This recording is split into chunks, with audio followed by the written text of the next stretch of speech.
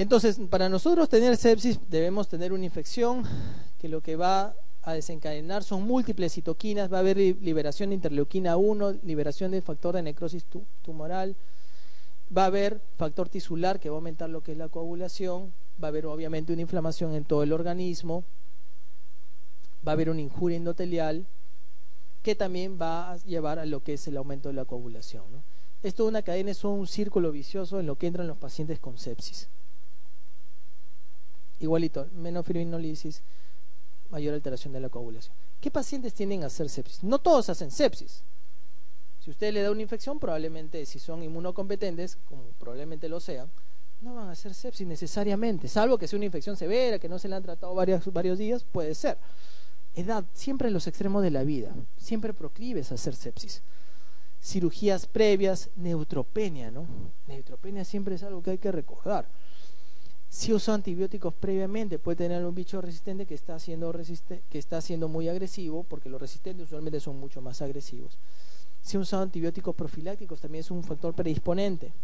Dispositivos, siempre dispositivos asociados a sepsis, por todo lado, el paciente invadido por todo lado, a alta chance de hacer sepsis. Y alguna enfermedad subyacente. Esto se relaciona mucho también con lo que vimos con infecciones nosocomiales, con lo que vimos con infecciones trasplantados. Los múltiples bichos que nosotros podemos encontrar en sepsis. Igualito, hay más aumento en sepsis de bacterias gram positivos. Igual hay un montón de gram negativos, pero los gram positivos han ido aumentando. Ya se encuentra cándida como causa de sepsis. Eso es algo muy importante en los últimos 20 años. Cándida ha ido apareciendo. Antes se pensaba que sepsis solo era por bacterias. Ya no, también es inducida por algunos hongos, y dentro de esos hongos el principal es cándida, ¿no? Hay pocos datos a nivel nacional, hay estudios en este hospital en realidad que demuestran alguna predilección o más prevalencia de lo que son gram positivos, ¿no? Teniendo estafilococo aureus y neumococo a la cabeza, ¿no? Y algunos gram negativos como lo que es E. coli y Klebsiella. Hay manifestaciones iniciales en un paciente con sepsis y el síntoma más común siempre va a ser fiebre. Eso es lo más común en todo paciente con sepsis.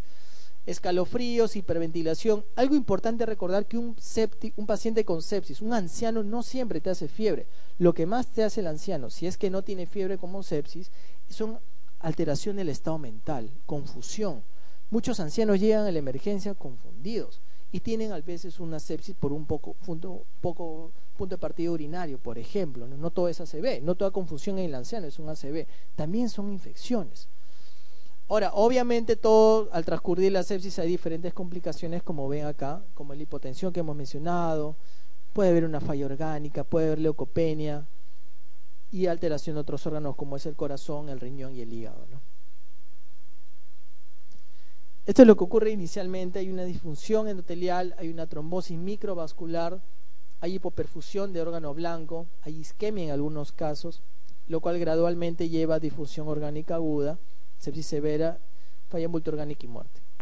Estos son los criterios para yo decir que un paciente tiene sepsis severa. Entonces, llegamos a lo de sepsis, es un paciente que tiene los criterios de SIRS más un foco infeccioso probable o demostrado, y esto me categoriza sepsis severa. Los pacientes que tienen hipotensión inducida por sepsis, eso ya es un criterio de severidad.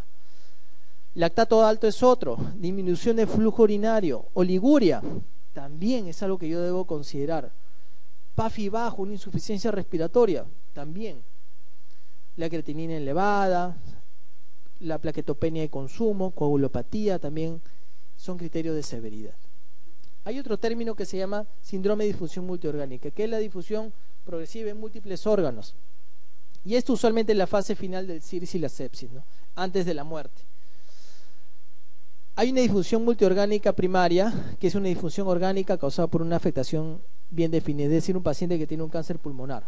Un paciente que tiene cáncer pulmonar va a empezar a fallar el pulmón, va a fallar la oxigenación, va a afectar al cerebro, va a afectar al riñón, va a afectar al corazón. Ese es un MOTS primario, ¿no? El secundario es el que nosotros vemos en una infección, que es que esto no ocurre por una afectación orgánica en sí, sino ocurre secundario a algo, que en este caso, hablando de sepsis, se debe a una infección, ¿no? Ya hay parámetros clínicos y paraclínicos que se van a ir afectando. Dentro de los parámetros que nosotros utilizamos para definir este síndrome, utilizamos el PAFI, que es el cociente que es la presión arterial de oxígeno sobre el FiO2 que yo le estoy dando al paciente. El conteo de plaquetas, bilirrubina, creatinina, score de Glasgow, hipotensión. acá falta el Apache 2, que en realidad es el principal que utilizamos, índice de severidad para lo que es la falla multiorgánica o el paciente con sepsis severa. Esto lo he sacado de esta última recomendación del campaign, y hay algunas cosas que se han ido cambiando con el transcurrir de los tiempos. Desde el año 2001, si mal no recuerdo, fueron las primeras guías de manejo de los pacientes con sepsis severa y shock séptico, y hay algunas cosas que se han ido modificando. ¿Qué es lo importante? Aparte de estabilizar al paciente, aparte de dar fluidos, antibiótico-terapia. Eso es muy importante. Hay múltiples estudios que demuestran que a mayor número de horas de inicio de la antibiótico-terapia, hay mayor mortalidad. Aumenta según las horas en que yo demoro en dar un tratamiento. Es decir, que si yo ya estoy pensando en un paciente con sepsis, yo tengo que arrancarle algo. Tengo que arrancarle algo empírico, no tengo que esperar el cultivo, pues el cultivo me sale en 3, 5 días, el paciente ya se murió. Entonces yo tengo que arrancar algo y tengo que pensar quién es el paciente. Tengo que pensar qué antibióticos pudo haber recibido este paciente antes, por qué bichos está colonizado, es un paciente que está hospitalizado hace poco. Eso es lo que yo tengo que pensar. Yo puedo en realidad asociar fármacos, eso es una opción. Lo típico es usar bactericidas. En general los betalactámicos son fármacos que son bactericidas, entonces debo tratar de usar betalactámicos. Algunos fármacos como los carbapenems, que también están dentro de este grupo, también debo utilizarlos porque son bactericidas. Las tetraciclinas, por ejemplo, son bacteriostáticos, entonces no se me va a ocurrir dar una tetraciclina a un paciente que tenga una sepsis severa o que esté entrando en shock séptico. Hay que considerar en este caso el sinergismo, es decir, que hay algunos fármacos o algunos antibióticos que si yo los junto tienen mayor efecto, como ocurre con enterococo y lo que ocurre con ampicilina gentamicina, por darles un ejemplo. Algunos reportes de Pseudomonas, de ceftamica, algunos reportes solamente porque al final quedó como opinión de expertos. No se vio mayor diferencia en mortalidad ceftamica versus piperacilina tazobactam, por ejemplo, por el problema que les mencioné, los aminoglicosidos, la nefrotoxicidad, y muchos de estos pacientes con sepsis severa ya tienen una falla renal establecida, entonces yo voy a empeorar la falla renal. Obviamente usar cristaloides es mejor que coloides, eso es algo que también ya está totalmente definido. Hay una cantidad alta de cristaloides. El paciente con sepsis en realidad, como tiene un tipo de vasodilatación periférica importante, requiere mucho fluido, entonces yo tengo que darle bastante fluidos. Puedo usar aminas vasopresoras o inotrópicos si el paciente obviamente está en hipotensión inducida por sepsis o en shock séptico. ¿Qué es lo que yo voy a utilizar? Dopamina es lo que más usamos ahora, y no sé si ustedes conocen internos, de hecho que pueden haber han usado dopamina probablemente, no han visto el uso de dopamina, pero dopamina tiene muchos efectos adversos, y dopamina en realidad es un vasopresor que tiene múltiples estudios comparativos con norepinefrina o noradrenalina, que es muy similar. Lo que usamos actualmente para la hipotensión inducida, los pacientes que llegan al shock séptico, es esto, es noradrenalina, es de elección sobre dopamina. ¿Por qué? Porque dopamina da mucha taquicardia.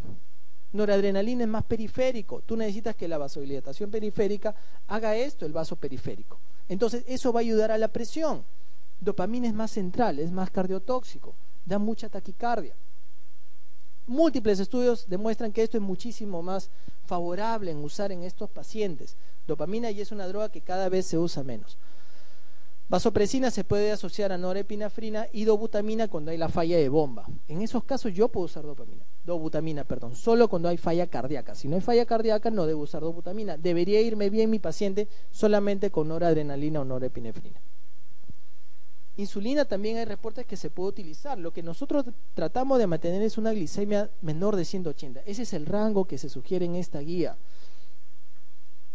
La pseudoanalgesia en realidad básicamente son los pacientes que tienen un foco respiratorio, que están en insuficiencia respiratoria y que tengo que entubarlos y que tengo que meterlos a ventilador. En esos pacientes son los pacientes que yo voy a hacer pseudoanalgesia. Algo importante también que se ha visto es la nutrición. Hay que tratar de preservar la vía oral o enteral, es decir que el paciente si no puede comer, bueno, pero ponle una sonda. Es mejor eso que nutrición para enteral total. ¿Por qué? Porque el paciente tiene más riesgo de hacer otras infecciones. Entonces yo tengo que tratar de preservar. Si el paciente obviamente tiene una disfunción plaquetaria y está en un sangrado activo, debo darle plaquetas. Si el paciente tiene anemia, debo mejorar. ¿Por qué? Porque la hemoglobina me ayuda para el transporte de oxígeno. todos estos tejidos que están afectados por la hipoperfusión, si yo eso sumo un factor de anemia, van a estar peor, la recuperación va a ser mucho más lento, no se van a recuperar, van a causar daños establecidos.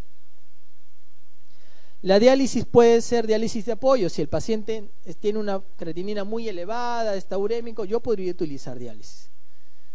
Ventilación mecánica, como les comenté, en casos de insuficiencia respiratoria severa o síndrome de distrés respiratorio del adulto. Profilaxis de úlceras de estrés solo en pacientes que tienen riesgo de sangrado. Profilaxis para TBP es algo que también ya se suele recomendar. Con heparinas de bajo peso molecular, lo que tenemos acá y usualmente usamos es enoxaparina. El uso de corticoides en realidad es totalmente controversial. Van a ver ustedes el uso de corticoides, básicamente estudios en pacientes que tienen shock séptico refractario. Y es donde hay algo más de evidencia del uso de los corticoides. Ahora, la dosis que se usa es de hidrocortisona, de 200 miligramos al día, que no es una dosis muy alta. Por ejemplo, si nosotros tenemos un broncoespasmo agudo, podemos utilizar más dosis, pero esta es la dosis que ellos mencionan que podría ayudar. Además, recuerden que en un estado de sepsis es un estado de estrés, entonces las glándulas suprarrenales no funcionan bien, y las glándulas suprarrenales también tienen que ver con el monitoreo de lo que es la presión. Entonces, los corticoides me ayudan también para eso. Entonces, sí hay algo de fundamento por usar corticoides, pero solo en esta salvedad, en el shock séptico refractario. En todos los otros tipos de sepsis y de shock no está indicado, porque además me inmunosuprime. Igualito se pueden meter más bichos, va a ser más difícil controlar una infección en un paciente que tiene corticoides a dosis altas. Este es un fluxograma bien interesante, donde te dice del paciente, a ver, es un paciente inmunosuprimido que tiene esteroides, quimioterapia, VIH, trasplantado. Si es no, la bacteria más probable es, tú vas acá. Si tiene riesgo de una infección asociada a cuidados de la salud, si está hospitalizado recientemente, si no está hospitalizado recientemente y no es inmunosuprimido, estos son los bichos que uno debería cubrir. Y en estos bichos que uno debería cubrir, uno puede cubrir con fármacos únicos. Por ejemplo, ceftriaxona, un paciente con neumonía comunitaria puede desarrollar una sepsis severa. Y ese paciente yo tranquilamente lo puedo manejar con ceftriaxona, si no tiene estos factores de riesgo. O sea, es razonable tratar una sepsis severa con esto. Y si lo hacemos de rutina.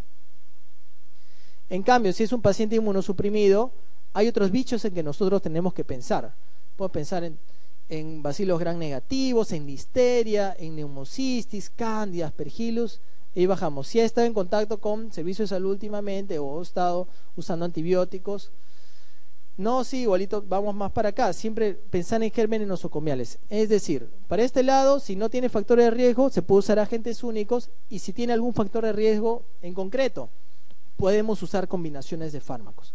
Según el riesgo de MARSA, agregar para gram positivos o básicamente lo que son cefepime, piperacilina, tazobactam, carbapenem, lo que vimos también en neutropenia febril, ¿se acuerdan? Cubrir gram negativos. Y gram positivos si hay algunos riesgos para tener estafilococo, por ejemplo, que tenga un foco cutáneo o que tenga algún catéter. Y lo más importante, que yo, como vieron en el primer slide de sepsis severa, yo primero tomo cultivos y le arranco el tratamiento. Entonces yo voy esperando para el final, según el resultado del cultivo, yo hago desescalamiento. Quito fármacos, pongo y doy una terapia apropiada para el paciente. En el adulto, la causa más frecuente de síndrome de distrés respiratorio agudo es A. pancreatitis, B. politraumatismo, C. embolia grasa, D. politransfusiones, E. sepsis. En todas las series mundiales la causa más común es sepsis, ¿no? Y múltiples bichos encontrados, ¿no? Desde comunitarios hasta nosocomiales, ¿no? La causa más común de lejos es esto. En la respuesta inflamatoria sistémica, ¿cuál de los siguientes mediadores inicia la liberación del factor necrosis tumoral? A. Activador de plaquetas. B. Lipopolisacáridos. C. Exotoxina pirógena. D. Estreptolicina O y E. Citocinas. La E, dice el doctor, ¿todos de acuerdo? ¿Sí? Citoquinas, interleuquina 1, ¿se recuerdan? Es una de las interleuquinas que está, interleuquina 1, interleuquina 6, son las principales mediadores iniciales, y esas son citoquinas. ¿Cuál es el sistema de puntuación más utilizado en la evaluación inicial de la gravedad del paciente crítico, que valora la fisiología aguda y la salud crónica? A. Glasgow, B. Apache 2, C. SAPS 2, D. MPM y Ransom. En realidad, en todas las guías de manejo de pacientes críticos, lo que se sigue utilizando hasta ahora es el Apache, ¿no? Hay otras escalas importantes como es el SAPS, como es el Ransom o Glauco, que más que todo se aplica para TED, pero hasta ahora sigue siendo en todas las guías, eso no ha cambiado, el uso de Apache como escala del paciente crítico.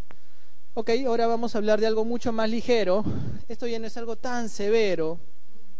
Igual es importante, pero es mucho más suave. Vamos a hablar de osteomielitis, y la osteomielitis se refiere a la infección del hueso. Eso es lo que tienen que recordar. Ahora, la osteomielitis puede ser, el bicho puede llegar al hueso de diferentes formas. Puede ser por contigüidad, es decir, un paciente que tenga, por ejemplo, lo que ocurre en los diabéticos, un pie diabético infectado, va bajando la infección, compromete el músculo y llega a hueso. Ese es un ejemplo de una inoculación de un bicho por contigüidad. Vía hematógena, cualquier bicho que entró a la sangre hizo bacteremia, ¡plac!, y sembró en hueso. Eso es algo que también ocurre. Inoculación directa, eso puede ser en un postquirúrgico que yo opero columna, yo estoy abriendo, ¡plac!, y abrí y metí un bicho, o también algún accidente como que te clave un cuchillo, te metan una bala. Esas son formas en que llegan los bichos al hueso. Ahora, ¿qué es lo más común en osteomielitis? Lo más común es Staphylococcus aureus. En todas las series mundiales de osteomielitis, el bicho primero que aparece en la lista es Staph aureus. Hay otros estafilococos como el coagulasa negativo, hay algunos gram negativos como son enterobacterias. Cualquier bicho que entra en la sangre puede sembrar en hueso. Eso es algo que siempre tienen que recordar. Y hay dos también que son muy descritos, más que todo en nuestra población, que es TB y Brucela. Pero en general, en series mundiales, Staph. De lejos es la causa más frecuente de osteomielitis. Hay dos tipos de osteomielitis, la osteomielitis aguda y la crónica. La aguda, como su nombre lo dice, es un cuadro muy agudo. Es un cuadro caracterizado por dolor. El paciente te dice, me duele la pierna, me duele la columna, me duele alguna parte del cuerpo, alguna parte que tenga relación con tejido óseo, ¿no? Puede haber signos de flegosis. Si es, por ejemplo, una osteomielitis en mano, es muy factible que se puedan ver los signos de la inflamación, pero si es en una localización como lo que es una espondilodicitis, a veces no puedes verlo, salvo que vaya creciendo y que sea muy grande el compromiso inflamatorio para poder objetivarlo visualmente. Crónica usualmente es dolor crónico, eso es bien importante. Acá los signos de flegosis no son muchos y hay algunos patógenos que te suelen dar una osteomielitis crónica y otros aguda. En general todas las piógenas son más agudas. Crónicas usualmente pensamos más en algunos gérmenes atípicos. Acá hay tres formas de diagnosticar una osteomielitis. Obviamente, si yo pienso en un gran positivo como es estafilococo, como les he comentado previamente, Staph tiene tropismo por la sangre, le gusta mucho la sangre, entonces tiende a hacer bacteremias. Si yo hago un hemocultivo, puedo encontrar el estafilococo. Hemograma, igualito, te puede causar leucocitosis. BCG es un marcador importante. Ciertamente BCG me sirve mucho más para las osteomielitis crónicas, porque es un marcador de inflamación crónico. Proteína C reactiva es mucho más agudo. Hemocultivos también, bueno, ahí está mencionado acá, e imágenes, ¿no? Acá hay tres tipos de imágenes. Acá primero lo que tenemos es una placa. Para yo ver un compromiso óseo bien definido en placa, en una radiografía simple, tiene que pasar tiempo. Más o menos, ¿cuánto tiempo tiene que pasar? Se menciona que a partir de la tercera o cuarta semana ya hay cambios radiológicos notorios. Entonces yo no voy a ver esto a los 10 días de una osteomielitis, va a ser bien difícil. A lo más yo puedo ver algo de reacción periosteal y nada más, no puedo ver acá el hueso que esté medio comido, eso no lo voy a ver. La resonancia es mucho mejor método, es un método diagnóstico mucho más temprano y ayuda mucho para los casos de osteomielitis vertebral, porque en la osteomielitis vertebral también me sirve para mí, tengo que ver lo que es el disco, ¿no? Tomografía también ayuda y obviamente tomografía es mucho más útil que una radiografía, pero también el costo es mayor. Gammagrafía, como está acá, también es un método que se puede usar, pero gammagrafía, que tú marcas con tecnecio, es un método caro aún y poco disponible en muchos lados. Entonces, osteomielitis básicamente, si quiero un diagnóstico temprano, puede ser resonancia. Si quiero un diagnóstico por una osteomielitis crónica, podría ir en lo más barato, que es una placa. Ahora, el tratamiento, obviamente, los antibióticos no llegan muy bien a hueso, y eso es algo común. Tal vez entre los antibióticos que mejor llegan a hueso están las quinolonas, llegan muy bien a hueso. Y mucha parte del tratamiento por osteomielitis, si yo pienso o encuentro un gran negativo, bien, o yo cachete voy con Isipro, ¿no? O Levo, ¿no? Voy bien, porque voy a llegar bien a hueso. Los otros fármacos en realidad no llegan tan bien. Entonces, si yo veo que no llega bien a hueso, yo tengo que hacer limpieza quirúrgica. Tengo que debridar el tejido óseo infectado, tengo que rasquetear también, sacar todo el hueso infectado, porque no va a llegar el antibiótico. Cámara hiperbárica ayuda también, pero luego del rasqueteo. ¿Qué antibióticos yo puedo usar? Como les mencioné, Staph aureus, la causa más prevalente de osteomielitis en todas las series mundiales, vancomicina es un fármaco que me va a servir. Obviamente, esto es empírico. Si yo tengo un cultivo y me sale un meticilino sensible, yo le voy a dar oxacilina, que es mucho mejor droga que vancomicina. Eso es importante.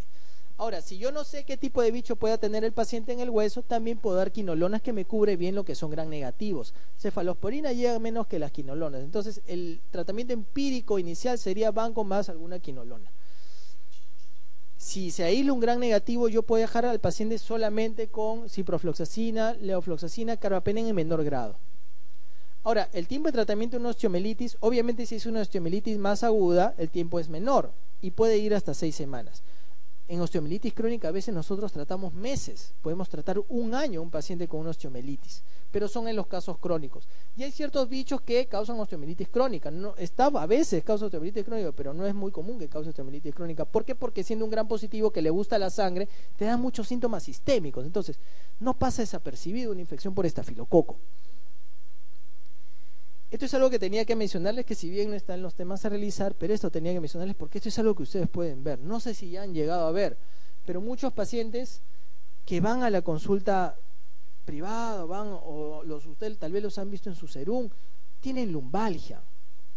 Y lumbalgia es un síntoma cardinal de esto. O sea, cuando uno piensa en una osteomielitis vertebral, el síntoma predominante es lumbalgia crónica. Entonces, en un paciente con lumbalgia crónica, no todo es mecánico. Obviamente, si es un cargador de papas, no sé, pues obviamente va a haber un factor mecánico que va a empeorar. Pero si ustedes tienen alguna duda, siempre piensen en hacer al menos una radiografía. Como es un compromiso crónico, en una placa sí pueden ver algunas cosas. Las placas son métodos de diagnóstico que no son caros, entonces piensen en hacer eso. Ya hay dos bichos en que cuando nosotros en Perú vemos una osteomielitis crónica, excepcionalmente puede ser un estafilococo, pero lo que tenemos que pensar son estos dos bichos, y principalmente cuando agarran lo que es columna. TB y Brucela. TB, en realidad, el compromiso vertebral por tuberculosis es un compromiso secundario. Llegó al pulmón, llegó al tejido linfático de plaque, y de ahí sembró algún foco que reactivó después en la columna. Principalmente TBC es dorsal, eso es una característica importante.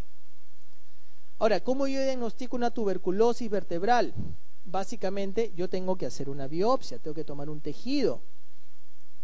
Puedo hacer una tinción de Ziehl-Neelsen en el tejido, o sea, yo hago la biopsia y a mi patología, que probablemente voy a ver los granulomas, tengo que hacer una tinción de Ziehl-Neelsen. Y ahí puedo hacer un diagnóstico fehaciente. Idealmente tú envías a cultivo esa muestra para ver si crece.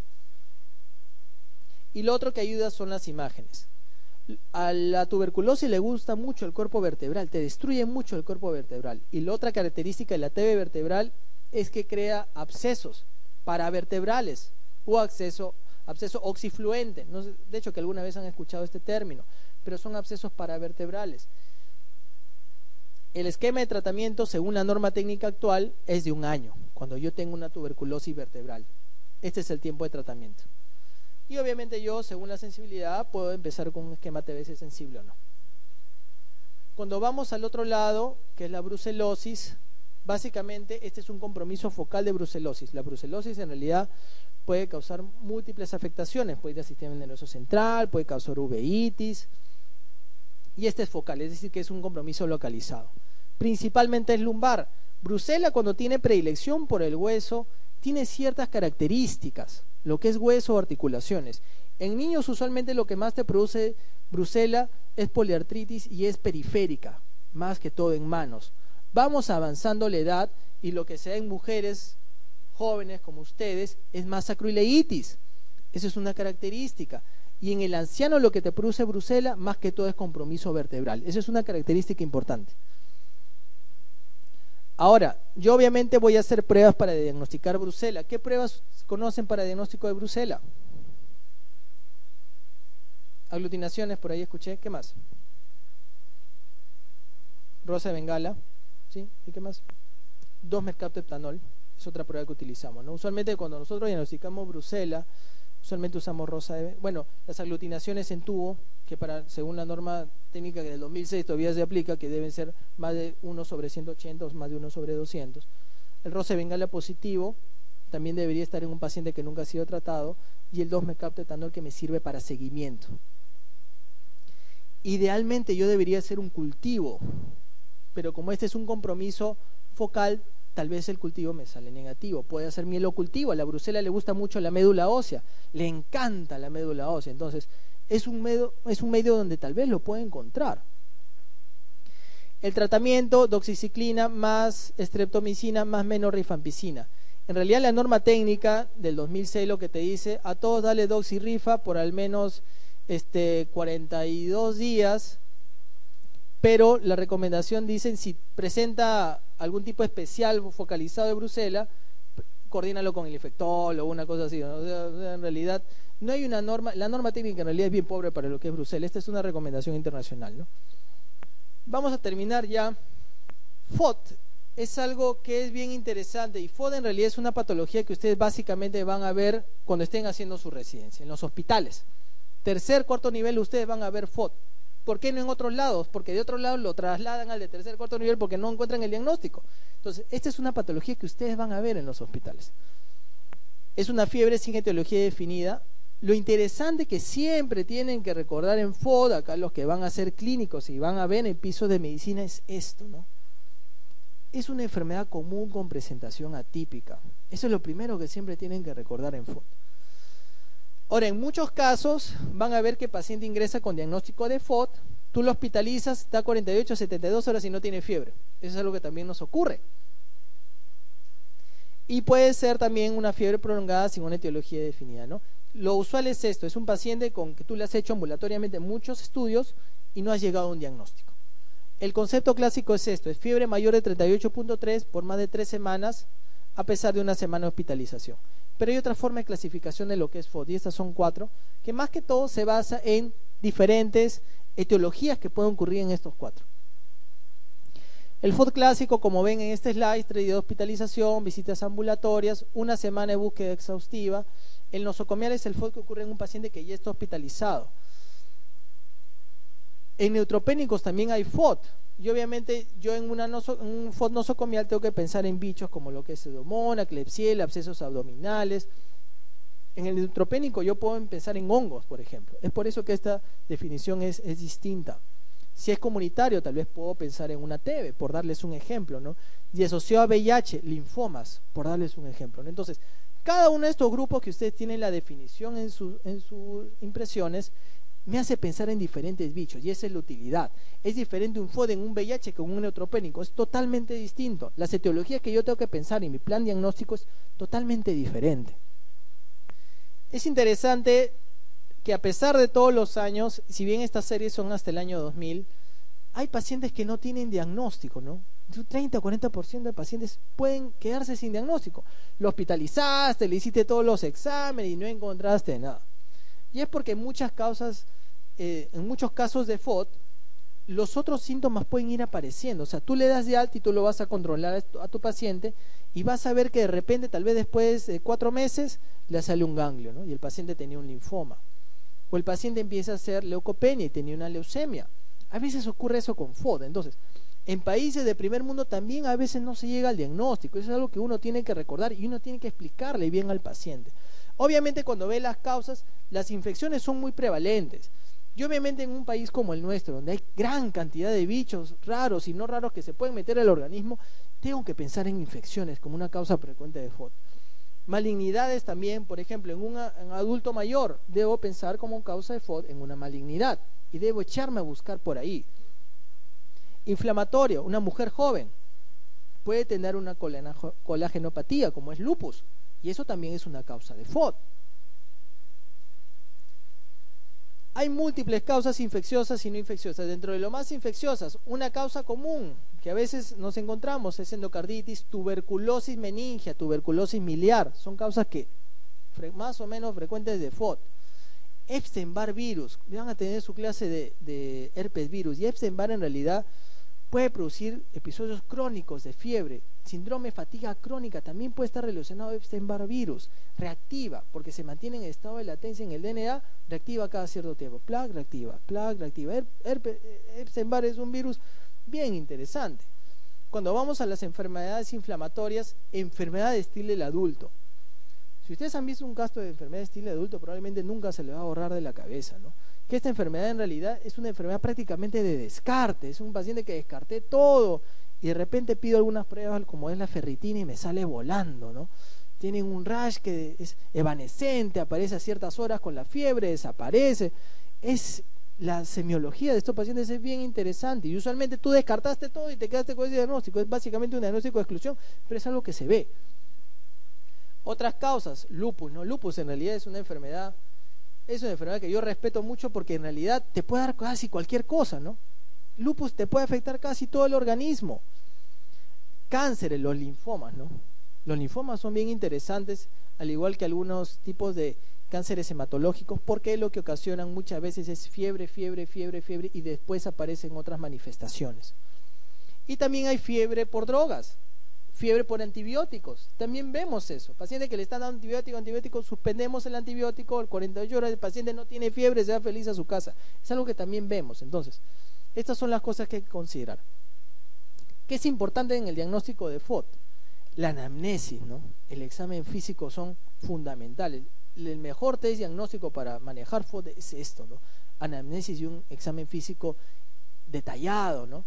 ¿Qué yo tengo que preguntar siempre a un paciente con FOD? Viajes en nuestro país. Si viajó a alguna zona de la selva, pensar en malaria, por ejemplo, ¿no? Si el paciente tiene exposición a animales, si tiene exposición a gatos, también pensar en enfermedad de arañazo de gato, por darles un ejemplo, ¿no? Si usa drogas endovenosas, pensar en endocarditis de corazón derecho. Si está expuesto laboralmente a algunas toxinas, también algunas toxinas pueden inducir producción de citoquinas y producir fiebre. Repetir la historia clínica es importante. Ustedes cuando vean estos pacientes con FOD en el hospital, ustedes van a ver que un día les da una historia y ustedes van ahí insistiendo y a los 2 días le cuentan, pero hace 2 meses me fui de viaje y estuve, no sé, pues metido al fondo del bosque. Dan datos los pacientes. Los pacientes no siempre obtienen ustedes una buena historia clínica con una entrevista. Eso es fundamental en FOD, reentrevistar al paciente, reexaminarlo. A veces se les pasa algo en el examen físico, llegan a su casa, buscan, entonces mañana le voy a buscar eso. Eso es importante. Obviamente hay un montón de pruebas diagnósticas que puedo pedir, pero va a ir en función en lo que yo estoy pensando en mi paciente, como les mencioné, si es adulto, anciano, neoplasia, joven, con factores de riesgo, pensar en una ITS. Y eso va a reducir nuestros diferenciales y va a ayudarnos a tener un mejor plan diagnóstico. Se va de lo menos a lo más invasivo. Siendo menos invasivo, exámenes de sangre, puede llegar a una laparotomía exploratoria, ¿no? Básicamente ahora se hace por laparoscopía. Biopsia hepática también es otra cosa que podemos hacer. Punción lumbar es otra cosa que hacemos. De lo más inocuo hasta lo más invasivo. Estas son algunas características que podemos ver nosotros en casos de FOD. Por ejemplo, lo que son hallazgos de leucopenia en el hemograma, ¿no? ¿Qué cosas me pueden dar eso? Citomégalo, que básicamente citomégalo, Epstein-Barr y VIH se refieren a lo que es linfopenia. Fiebre tifoidea, sí me puede dar leucopenia con eosinófilo 0. Es lo usual lo que vemos en fiebre tifoidea y entra en estos diagnósticos, ¿no? Causas no infecciosas, lupus. Linfocitosis igual en Epstein-Barr en la fase aguda. Linfomas me pueden producir linfocitosis. Linfocitos atípicos, siempre pensar en Epstein-Barr. Fiebre por drogas también me puede dar eso. Eosinofilia, algunos parásitos como es la triquinosis, pero también un compromiso de la arteria temporal también me puede dar eso. Sarcoidosis, que es algo que no vemos. Linfomas también me pueden dar eosinofilia. Algunos tipos de leucemia también me pueden dar eosinofilia. Trombocitopenia y más que todo anemia, lo que podemos encontrar en malaria, ¿no? Trombocitosis en TB, eso es algo que se suele ver. y algo también que se solía ver antes, si ustedes conversan con médicos viejos, le van a hablar de los monocitos. Los monocitos elevados era un marcador para muchos médicos antiguos, esos viejos internistas, te dicen que encontraban en TB, ¿no? Que también se menciona en esta revisión, ¿no? Monocitosis y tuberculosis. Hay algunas otras pruebas, como es la BCG, que en realidad la BCG es un marcador inflamatorio crónico, totalmente inespecífico, solo te dice que había una inflamación crónica y está activa todavía. Compromiso hepático, la fosfatasa alcalina. La fosfatasa alcalina es una prueba bien interesante. ¿Por qué? Porque hay múltiples enfermedades que causan FOD, como lo que es tuberculosis o brucela, que te puede dar granulomas. La fosfatasa alcalina se te eleva cuando hay una lesión que ocupa espacio en el hígado. Es decir, que hay algo que forma granulomas, puede ser que por ahí vaya la cosa.